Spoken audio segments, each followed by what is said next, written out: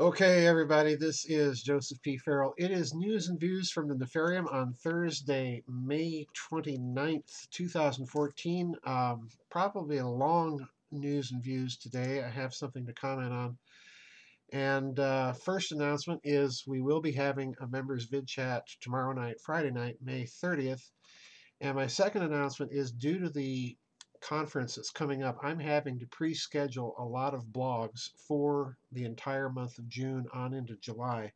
So if my blogs on the website seem a little less timely than usual, that's why I'm having to pre-select certain things to talk about and get pre-scheduled, because I have a lot going on in the month of June that I need a lot of free time for. So I beg your indulgence through that period, and I'll be back with hopefully some more timely blogs once we get into the month of July.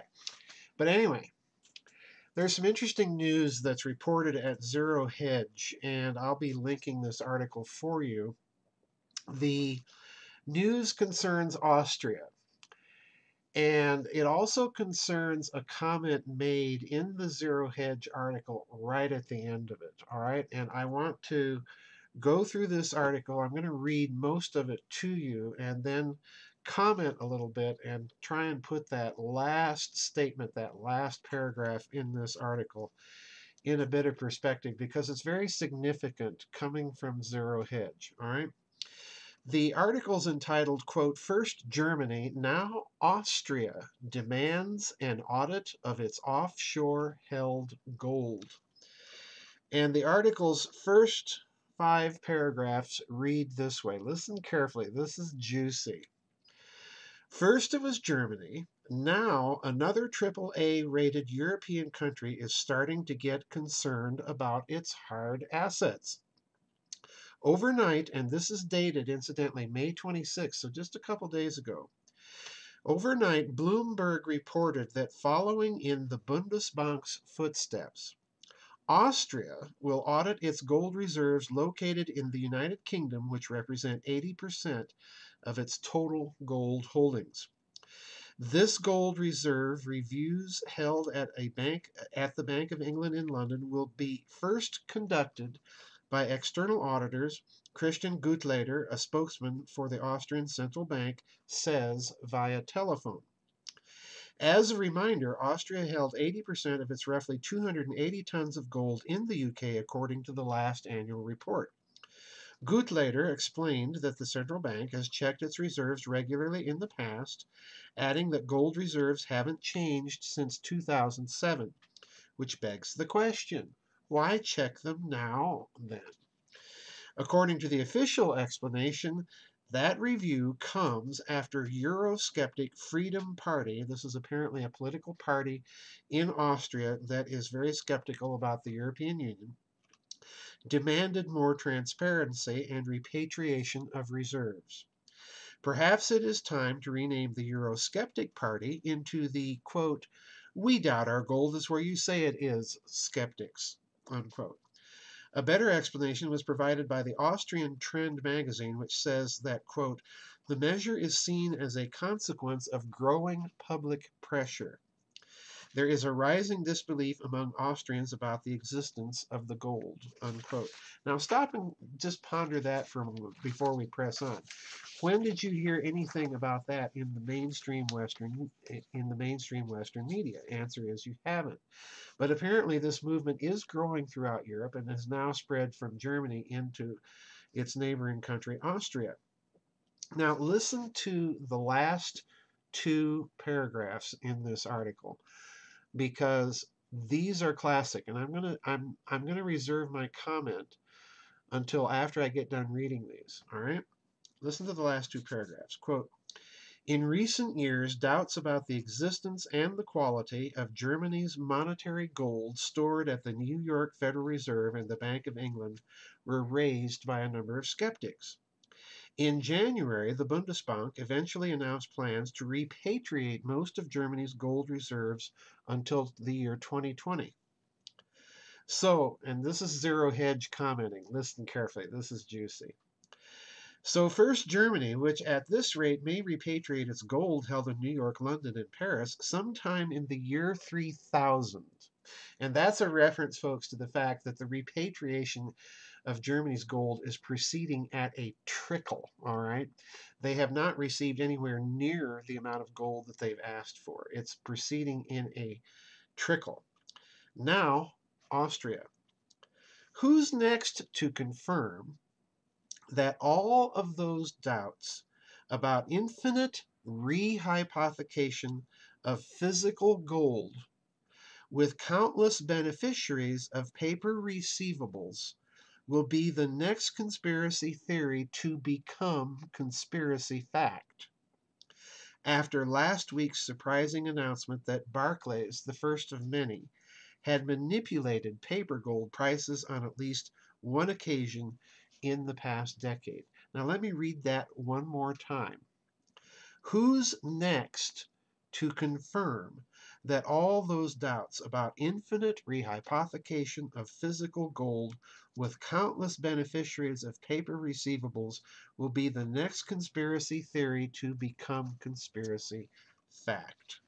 Unquote. Now, folks, that's huge in so many ways that I can't begin to tell you, because if you'll go back to what I've been saying in the blogs on the website, what I've talked about on occasion here in these news and views, and most recently wrote about in Covert Wars and Breakaway Civilizations, I've been maintaining, as many of you know, that for some time since the end of World War II, there exists a hidden system of finance that is based, first of all, on Axis plunder that was moved into Western banks and kept off of the books as a hidden reserve.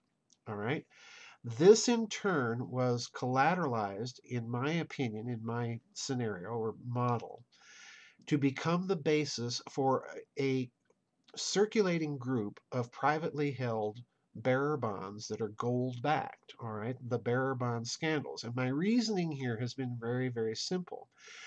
That while most governments, including the American government, has denounced these bearer bonds as counterfeit, as totally fraudulent, and they are counterfeit, but that's not really the point here.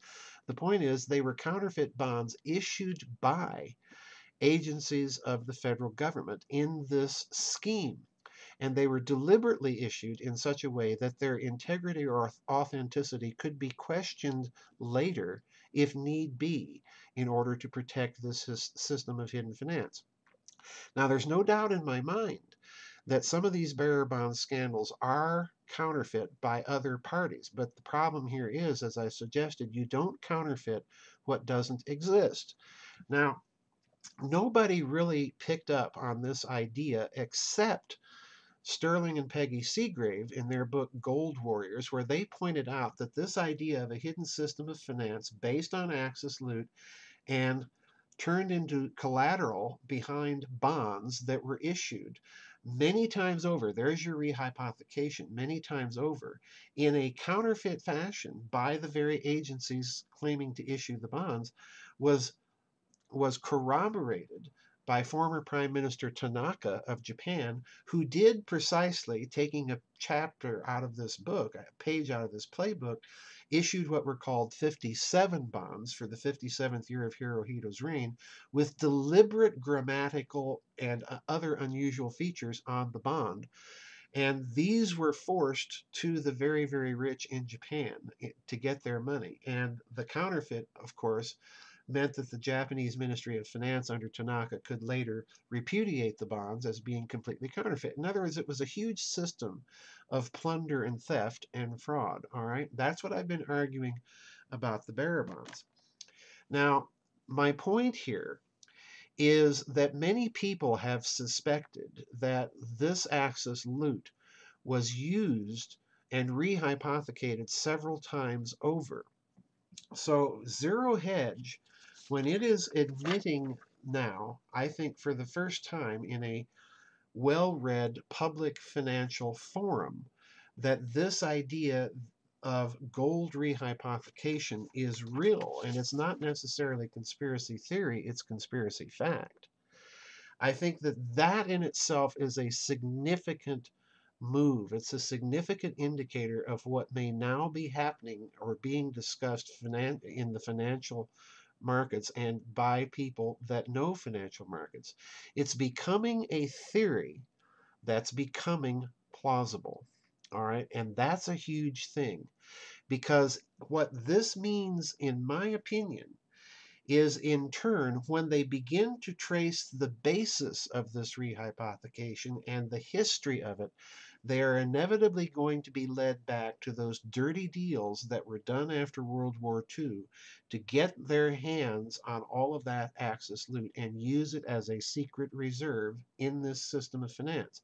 So the real problem here, financially, folks, isn't the matter that the amount of bullion in the world is obfuscated. The numbers don't match up, all right? And I've been maintaining all along that when you factor all that Japanese bullion and plunder from Asia into the equation, the estimates may be off by as much as an order of magnitude, all right? When you factor the rehypothecation and the obfuscated gold into the figures of obfuscated gold reserves or amounts of bullion in the world into this equation, inevitably you're going to be led back to these deals that were made with the Axis elite after the end of World War II. And once you admit the possibility that that whole secret reserve was secret, in other words, it was used deliberately and rehypothecated several times over, and the reason they were able to do that was because it was secret. Remember that President Truman took the decision to keep all of the American recovery of Operation Golden Lily bullion a state secret in 1947, the very year that the U.S. national security apparatus was put into place. So there's your clue that this whole apparatus is also deeply connected to the national security apparatus, and that means in turn the national security apparatus goes into banking. So by pulling on these threads, eventually they're pulling on a history of something. And I think that's the real secret that's being kept here. Because all of that gold has been rehypothecated. The paper out there based on that reserve has been circulating around now and is becoming very, very difficult to keep track of it all. This, I suspect, is the real reason that all of that paper is being denied in its authenticity. They are walking away from that whole financial structure that was put into place, and they're repudiating the paper and probably confiscating it and burning it so that there's no trace of that system that's left at the end of the day.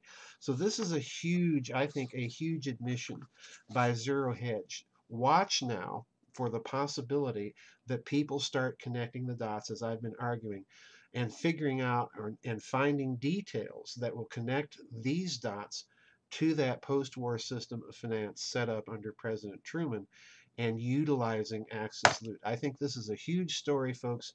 We're at the beginning of something here, not at the end of it, and Austria is another clue. Anyway, that's it for my news and views this week. I'm Joseph P. Farrell, and we'll see you next week. Don't forget the members vid chat tomorrow night, folks. Bye-bye, everybody. God bless, and I'll see you on the flip side.